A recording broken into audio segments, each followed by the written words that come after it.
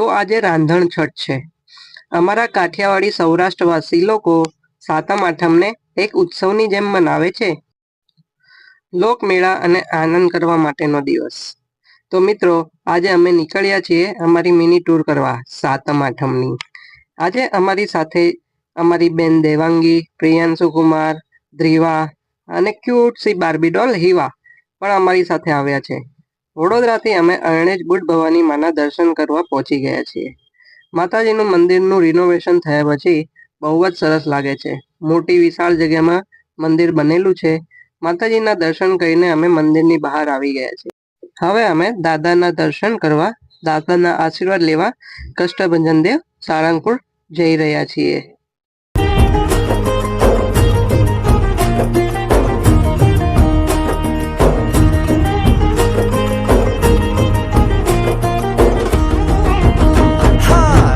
नाम पड़े जग माहे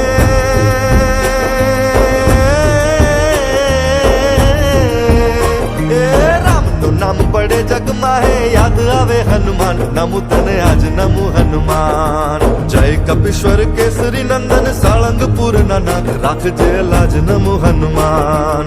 राम नु नाम पड़े जग माहे याद आवे हनुमान। नमु तने आज नमु हनुमान। जय कपीश्वर केसरी नंदन साळंगपुर नानाथ राखजे लाज नमु हनुमान। चौदे भुवन मा तारो प्रताप छे तारे हइये एक राम नाम जाप। દાદાના દરબારમાં પહોંચી ગયા છીએ। દાદાને આજે ચોકલેટના અન્નકૂટથી સજાવવામાં આવ્યા હતા। અહો ભાગ્ય અમારું કે દાદાના અમને સાવ નજીકથી દર્શન કરવાનો લાવો મળ્યો હતો। અને દાદાના દર્શન કર્યા પછી અમે આમંત્રિત મહેમાનો માટે ઉત્તમ પ્રકારની અન્ન પ્રસાદની વ્યવસ્થા કરવામાં આવે છે તેવા વીઆઈપી હોલમાં અમે આવી ગયા હતા। લાવો પણ અમને સદનસીબે મળ્યો હતો।